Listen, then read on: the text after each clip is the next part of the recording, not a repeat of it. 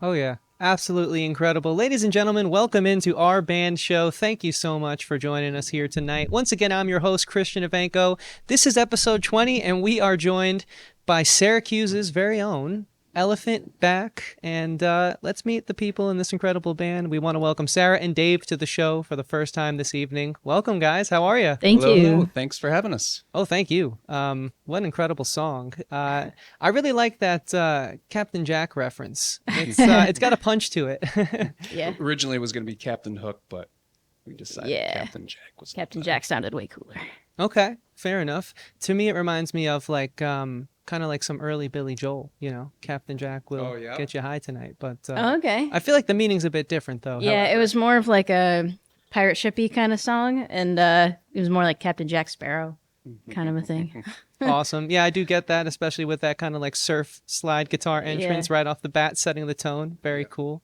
We have a lot to talk about, clearly. But before we go any further, if you guys are joining us tonight, thank you so much for being here. And feel free to drop a question in the chat. We would love to have you guys interact with the band, and anything is up for game. So be sure to ask the band some great questions. And I have some questions for you. So let's get right into it. We're kind of all meeting for the first time today, and so is our audience as well, meeting you guys for the first time. So what can you tell us about the origin story, if you will, of Elephant Back? Let's start right on day one. Day one. Well, we kind of, it was 2020. The world was falling apart. Everything was doom and gloom. And we kind of live in the same town, and we're musicians. We've all been in bands that play out together and stuff like that. And one thing led to the other. And Yeah, he found my secret notebook. That's really what yeah, happened. we were hanging out, and she had this book of lyrics. Yeah. And I stole it and wrote music And he to just it. started writing, like, they were like lyrics. Like, nobody was supposed to ever read that book. But as Shifting Gears can attest to, nobody was supposed to actually read those lyrics out loud. But he just started writing music to it, so it was awesome. And then it just from there, like, oh, what else you have in this notebook? Yeah, we started writing the songs, and then we started making some videos to the songs. And Yep. Did you guys meet during the pandemic? We've known each other for years. Like almost 10 years. Yeah. Yeah. Yeah. Yeah, we've known each other for like 10 We've years. been musicians around the area. He'd tell me how to play drums. So. I was her drum teacher. And so, yeah.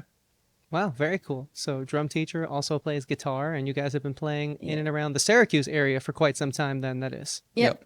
We make the circuit, Syracuse to Albany circuit kind of. But yeah, it kind of, from the whole COVID thing, we were like, no one's doing anything. Everybody's just staying home. Yeah. We're going to take advantage of this. So we learned some Pro Tools and started recording our own music, mixed it, sent it out to be mastered, and then we started doing the music videos, and it was a crazy busy year. super fun time. Yeah. Wow, so fairly recent formation of the band, just about 4 years now. Yep. But Doesn't seem like it. no, definitely, it does not feel like It 4 does years. not feel like But 4 years. all right, that's very great. Now, correct me if I'm wrong here. You guys are husband and wife, correct? Yes. One very thing led to another. Yeah, last summer, July 2023, we got married. And then that's what?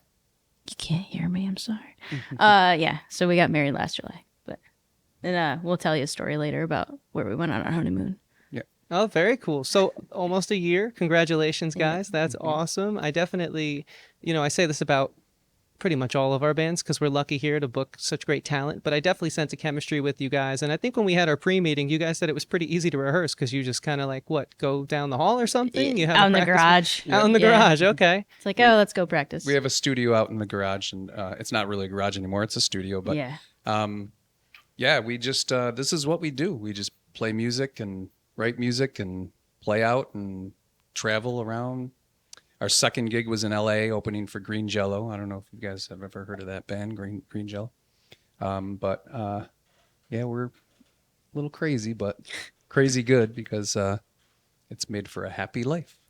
So when you guys first met, it was as musicians in a band, and then you guys kind of got together and engaged and whatnot, all that type of stuff, or how did that happen? I've been curious. teaching and playing out for years, and she came to the place where I was teaching, and she wanted some drum lessons.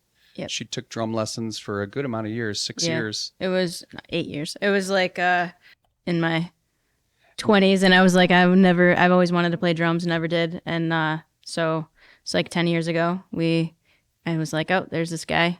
He's going to teach me drums. And we were friends for a while, and stuff happens. And she's, let's get a band together. I'm like, nah, no, let's do a band. And then COVID hit, and we started jamming together, and I'm like, we got something here, something special. That's awesome. That's really cool. And for a band of 4 years, you guys have quite the catalog. Yeah. And I know we'll get into some of the really cool stories of traveling to record music later on at some Mhm. very famous places. You guys are definitely going to want to hear about that. Yeah. And I haven't even heard about that yet. We're saving it just for the live conversation. But you guys have done quite a lot in 4 years. It's very impressive. Yeah. Well, it's easy when you have a highly motivated partner to just bounce off, whether I come up with lyrics or he comes up with lyrics, or there's always like we bounce it off each other. He'll come up with something guitar. I'm like, oh, can you do this? And, and then like the first album was all, produced by us. So, Yep.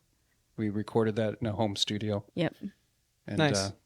Yeah, it's instead of just chill and Netflix and chill, we would Music and chill. music and chill. That's awesome. And Songwriting and chill. speaking of songwriting, we'll dive more into this in the second interview, of course, but I noticed such a wide array of different sounds within your overall set tonight. What would you say to someone just listening to Elephant Back for the first time? Like what is the elevator pitch? This is my band and we kind of do this, that, and the other. Span the genres. We like to think we're kind of genreless. That's a word, but we like to hit. It's just Elephant Back doing music, kind of. Yeah. If we have an R&B song that we're thinking like, hey, this sounds kind of cool.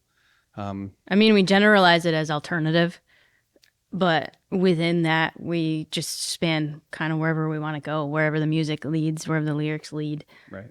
The first album, every song is different.